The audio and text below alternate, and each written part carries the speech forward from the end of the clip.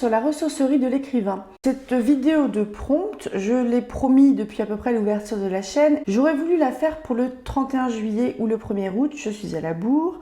Vous l'aurez probablement le 7 août, mais je pense faire mieux pour la fin du mois. En fait, ça va être une vidéo fin du mois, début du mois, où je vais proposer en fait différents prompts par rapport à tous les livres dont j'ai parlé ce mois-ci. Et proposer, ça vous en faites ce que vous voulez évidemment, quelques petites idées de lecture pour le mois suivant. Donc c'est peut-être des idées de lecture dont je vais me servir également. Alors, j'ai tout écrit, donc c'est parti. C'est un peu le bilan du mois pour inspirer. Alors, pour les 1001 nuits et raison et sensibilité, donc on va dire que pour la lecture du samedi, les contes, et la lecture du dimanche, le roman. Comme j'ai toujours un petit peu d'avance sur vous parce que je lis au fur et à mesure et je monte au fur et à mesure, je vais rester assez prudente pour ne pas vous spoiler en fait. Donc je serai peut-être même un petit peu à la bourre au niveau des prompts par rapport à là où vous en êtes, si vous écoutez ma lecture de ces contes et de ce roman. Donc, pour les 1001 nuits traduit par Antoine Galland, je vous propose, tout bêtement, c'est l'histoire d'un personnage qui raconte une histoire. Donc là, tout bêtement, c'est un personnage qui peut raconter son histoire ou une autre histoire, etc. Enfin, en gros, une histoire est racontée dans votre histoire. C'est l'histoire des petites boîtes. Alors, face à une situation de danger, aborder la situation problématique de départ tout en contournant. Je vous explique.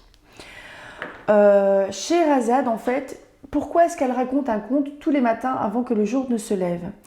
C'est parce que Shahryar, qui est son mari, le sultan, il a fait exécuter sa femme et les amants de cette dernière,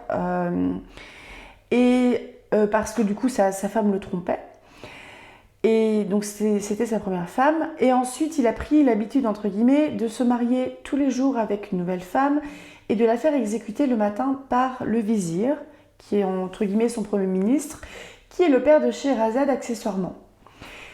Scheherazade s'est proposé du coup d'épouser le sultan pour mettre fin à tout ça, parce que là en gros il a fait exécuter tellement de jeunes femmes innocentes que ça commence sérieusement à craindre et que les familles ont commencé un peu à se barrer de la ville pour protéger leurs filles. Donc, la situation de danger pour Scheherazade, c'est éviter de se faire exécuter le matin. Et j'ai l'impression que les contes qu'elle raconte parlent aussi pas mal de la violence faite aux femmes, ou des gens qui sont trahis. Mais c'est toujours en tournant un petit peu autour, sans parler directement de la situation de Shahryar et de sa volonté de faire exécuter son épouse. Donc vous voyez, en gros, il y a une situation de danger. En fait, c'est comme si vous essayiez de parler à quelqu'un qui risque de péter les plombs. Vous voyez le côté un peu prudent, on tourne un petit peu autour du truc pour évaluer la situation, etc. On essaye de poser quelques questions un petit peu vagues pour avoir un peu d'infos, pour savoir s'il faut avoir vraiment très peur et s'en aller, ou si au final ça va, la personne s'est calmée. Dans Les 1001 nuits d'Antoine Galland, il y a aussi la mort la plus idiote, avec le fils d'un génie qui a été tué par un noyau de dattes reçu dans l'œil. Je vous suggère donc, dans une des histoires que vous écrivez, de faire un petit Darwin Award et de parler d'une mort idiote, ou de tuer un de vos personnages de façon très bête. On passe à Raison et sensibilité de Jane Austen. Donc c'est ce que je lis le dimanche, alors que Les 1001 nuits, je le lis le samedi. Vous avez deux femmes au tempérament opposé mais complémentaires. Donc ça peut être deux femmes, deux copines, deux collègues, deux sœurs, deux cousines, etc. On s'en fout, qui n'ont pas le même caractère et il y a une espèce d'équilibre dans la relation entre elles parce que du coup, ça se complète. Vous avez une femme raisonnable que l'on pense froide mais elle est juste réservée. C'est juste histoire de caractériser un de vos personnages féminins. Vous avez une femme fantasque que l'on surprotège. Vous pouvez parler aussi d'un déracinement, des gens qui sont obligés de quitter leur maison pour une raison X ou Y, qui ne le vivent pas très bien. Vous pouvez parler d'un amoureux un peu trop discret, ou à l'inverse, ou aussi d'un amoureux qui lui est beaucoup plus expansif, qui est flamboyant. On passe à la trilogie Grisha de Leigh Bardugo. Vous pouvez utiliser dans votre histoire 3 tropes qui sont très clichés dans les histoires de votre genre littéraire. Par exemple, l'élu, la beauté surnaturelle des personnages, le méchant qui est désigné comme méchant, une personne qui... Enfin là je vous cite des tropes un petit peu dans la fantaisie, mais une personne qui découvre des secrets sur son origine, par exemple. Ensuite, une malédiction qui touche un pays ou une population. Là, on est vraiment sur quelque chose de gros, on va dire. Les personnages les plus puissants de votre histoire doivent se cacher parce qu'ils sont chassés pour leur pouvoir. Ça peut être autant du pouvoir magique des mutants par exemple, ou pourquoi pas aussi leur pouvoir politique ou la personne qu'ils sont. Un roi qui est en fuite et qui doit se cacher, par exemple. Un exemple bateau. Ensuite, la fin est comme le début. Je m'explique. Après toutes leurs aventures, vos personnages reviennent à leur point de départ, mais quelque chose n'a pas changé. On peut penser... j'aime bien en fait les histoires un petit peu en boucle comme ça. Comme par exemple Bilbo qui va faire son petit cambriolage, qui revient chez lui. Frodo, pareil, bon, sauf que ça finit pas pareil, le Seigneur des Anneaux. Mais vous voyez un petit peu un personnage qui s'en va de chez lui, ou il y a la situation qui est bouleversée, mais il revient à la situation initiale et au final, en fait, sa personnalité n'a pas changé, même s'il a vécu plein de choses. Je trouve que c'est intéressant, moi c'est quelque chose que j'aime bien. On passe à Neverwhere de Neil Gaiman. Une bonne action entraîne une catastrophe. Votre héros entre dans un monde dont il ne connaît pas les règles et est en danger constant. Ce qui est un petit peu la grande spécialité de Neil Gaiman. Vous pouvez décrire un monde fantastique, merveilleux, mais profondément hostile. Sous la ville, il y a une autre ville. Là, j'aime bien l'idée en fait de souterrain, c'est-à-dire ou sous la ville, ou sous un bâtiment, sous un pays, comme s'il y avait un espèce de reflet de cet endroit, mais qui est pas cet endroit du tout. Vous voyez l'idée un petit peu ? Enfin, le héros de votre histoire n'est pas le héros. Ça, c'est un truc que je trouvais intéressant, je vous dis très rapidement dans Neverwhere, c'est que on suit en fait l'histoire de Richard Mayhew qui file un coup de main à une jeune fille qui est blessée et qui du coup perd tout. On suit son histoire, mais pour moi, le héros, c'est pas lui. Le héros, c'est elle, c'est la femme qui l'a sauvé. Je vous conseille très très fort de lire absolument tout ce que Neil Gaiman, tout ce qu'écrit Neil Gaiman. On passe à Moi Peter Pan de Michael Rock ou Roche, je ne sais pas comment on le dit. Dans votre texte, vous travaillez la notion de mémoire. Donc, comme vous le voulez, se souvenir, ne pas se souvenir, le mémoire qu'on doit rendre en fin d'études, comme vous voulez. Le héros est l'antagoniste.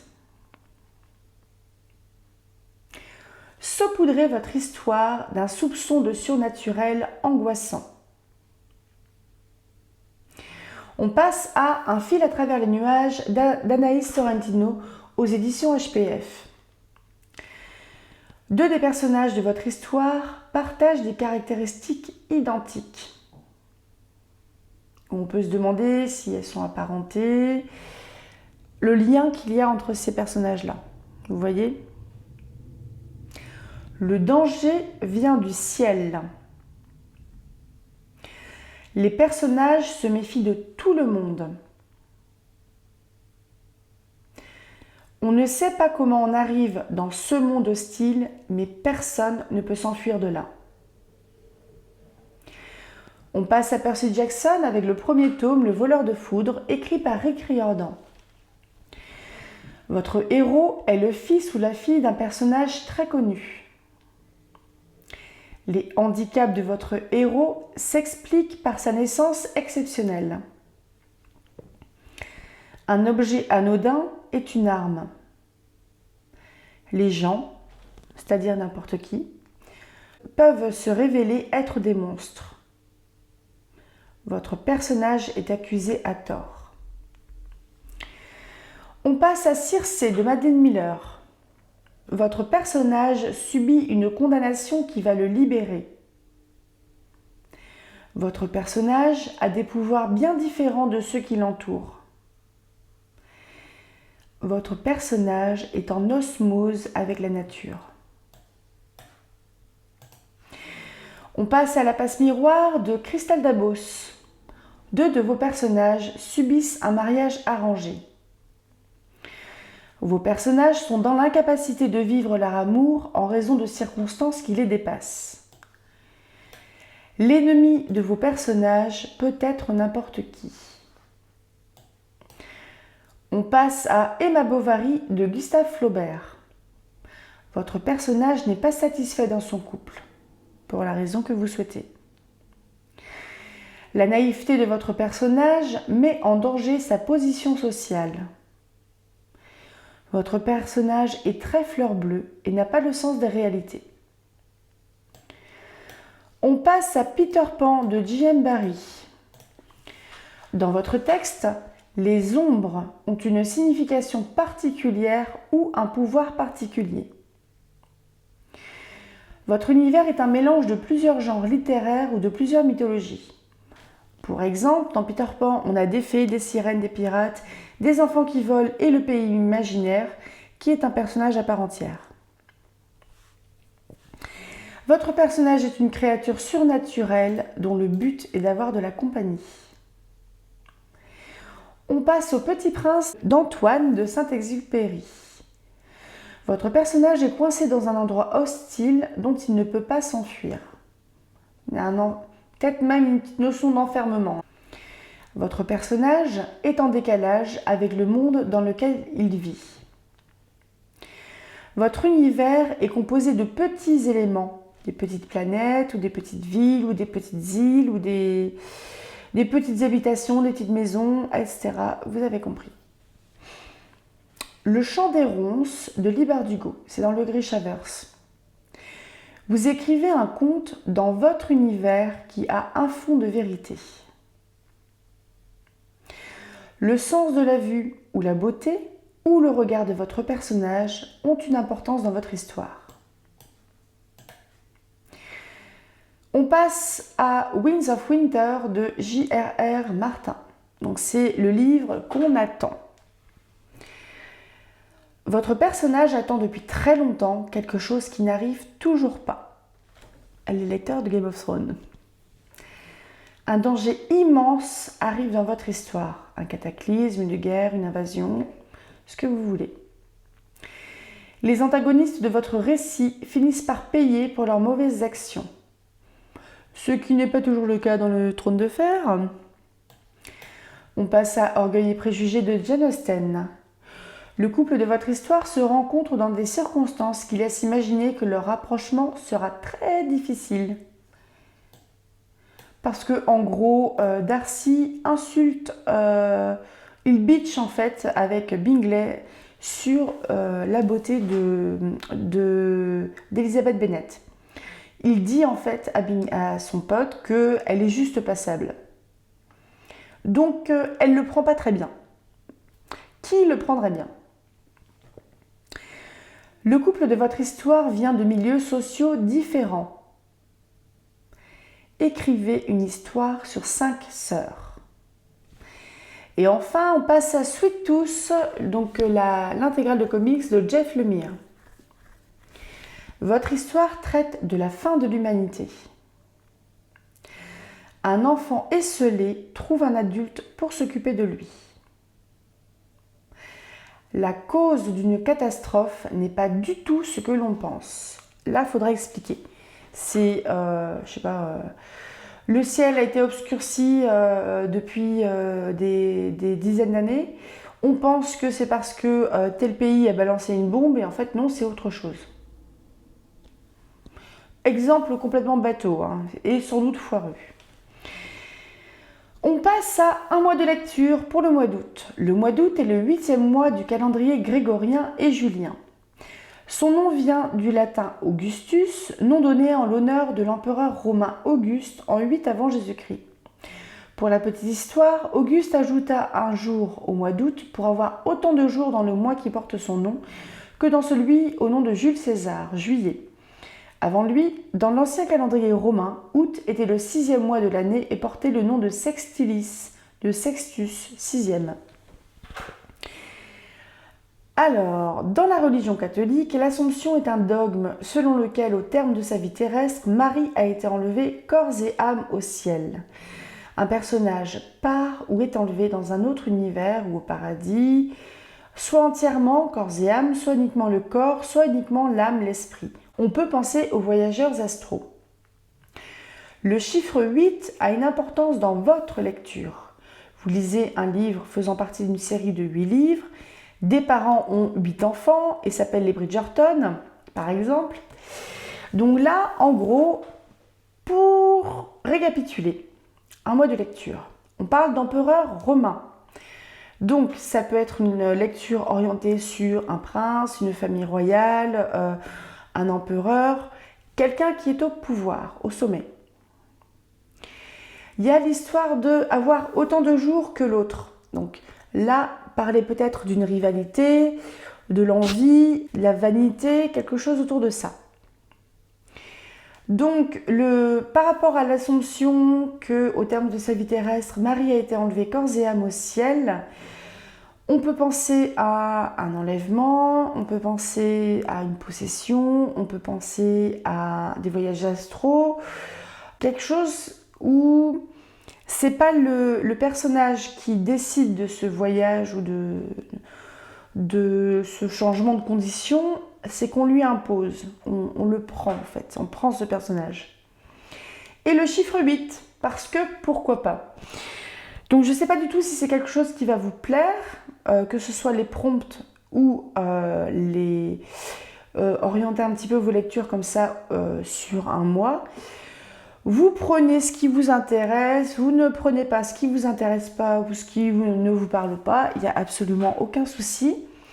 Le seul truc que je pourrais vous demander par contre, si vous écrivez des textes par rapport à ces prompts, est-ce que vous pouvez me mentionner mentionner la ressourcerie de l'écrivain, parce que mon but c'est de conquérir le monde francophone au minimum et d'avoir une vie là. Mon but c'est vraiment de partager le plus possible.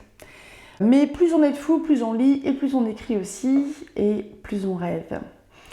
Donc n'hésitez pas à partager ça, si c'est quelque chose qui vous intéresse ou pas. N'hésitez pas à me dire s'il y a des prompts. J'essaie d'être sur quelque chose d'assez général, qui parle un petit peu des livres en fait, qui en sont inspirés. Il y en a beaucoup, mais j'en ai toujours fait beaucoup. Je suis comme ça, moi. N'hésitez pas à me dire si c'est quelque chose qui vous convient ou pas. Je pense que c'est un format vidéo que je ferai une fois par mois. Normalement, sur le 31, enfin sur le dernier jour du mois ou le premier jour du mois suivant. Là, j'étais à la bourre. On verra. Donc voilà. N'hésitez pas à me le dire. Et surtout, rêvez tout grand. À bientôt.